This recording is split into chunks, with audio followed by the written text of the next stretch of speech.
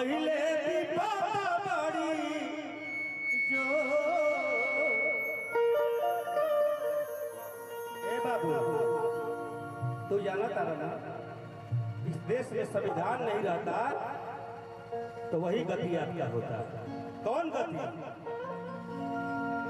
एक श्लोक बोलिएगा संस्कृत का बढ़िया सा कोई आपके मुंह में लाल का कलर डाल दिया था। आप पढ़ नहीं पाइएगा। आप उन लोग के विरुद्ध बोल नहीं सकते हैं। छोटे पर बुरा मत बोली हो वही समाज से तू बड़ा लेकिन आज हमने के समाज में बदल बड़ा। देखिए छोटू जी हम एक कलाकार आदमी। हाँ हाँ ना बुरा लिखे माने के सुन लीजिए मेरा एक शब्द। कलाकारों सब लोग बताइए। सुन लीजिए जो लालू जी के परिवार है इस दुनिया में कलाकारों के लिए सबसे प्रिय है और कलाकारों को सबसे वहाँ आदर सम्मान मिलता है। और लालू जी के रीजन में हमको रेल में नौकरी भी मिल गया था लेकिन हमने नहीं किया, हम गए नहीं किए। अच्छा क्या देखे ये प्यार होता है क्या करेगा? 1990 के सब वहाँ जा रहे हैं। तो ऐसे हम का कहना चाहता नहीं उठे के बाद ये लोग घर मल बा कि हमरा ये मिली वो मिली ना। अभी टारगेट पे मुसलमान है, इसके बाद 10 बरस बाद कौन होगा टारगेट पे? पिछड़ा दलित गुरबा गरीब होगा टारगेट पे। ये तो बहाना है मुसलमान का। मुसलमान केवल बहाना है। 10 बरस के बाद वो गति आप पे आना है, इसलिए समझ जाइए।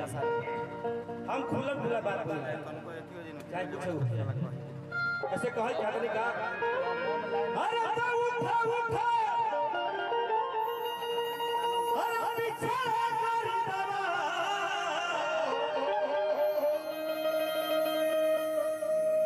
अहिले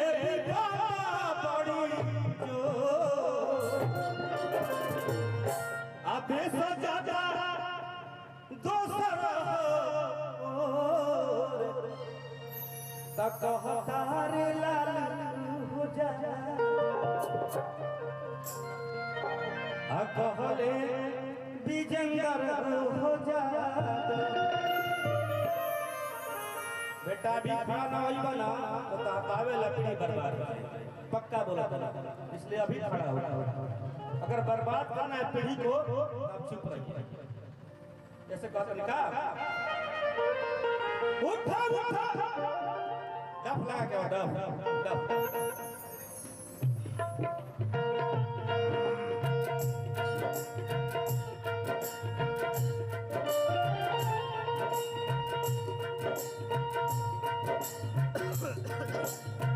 उठा उठा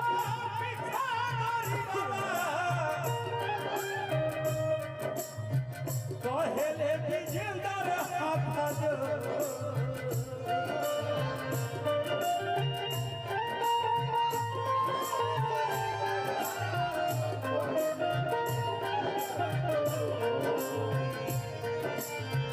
उठा उठा अरे देशवा के जनता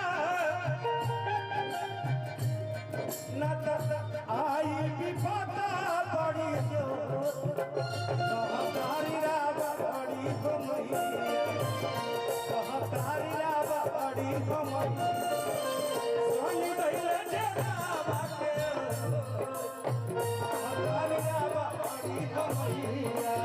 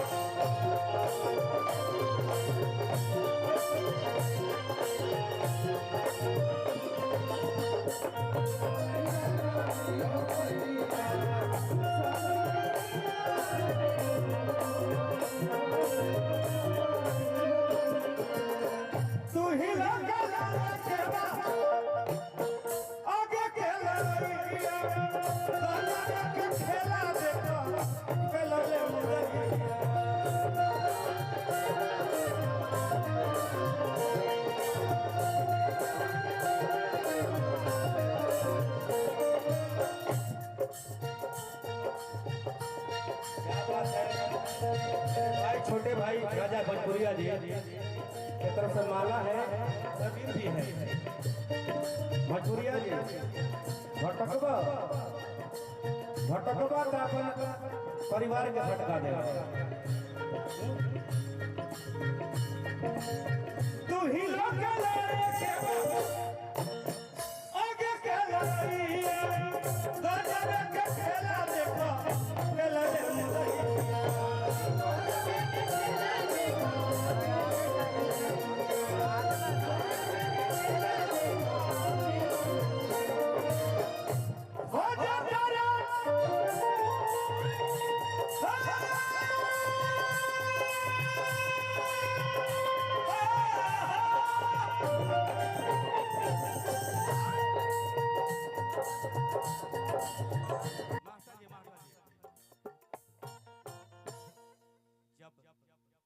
जर्मनी बर्बाद हो गया तब लोग याद है कि हिटलर गलत था, लेकिन पहले क्या बोल रहे थे? जय जय हिटलर।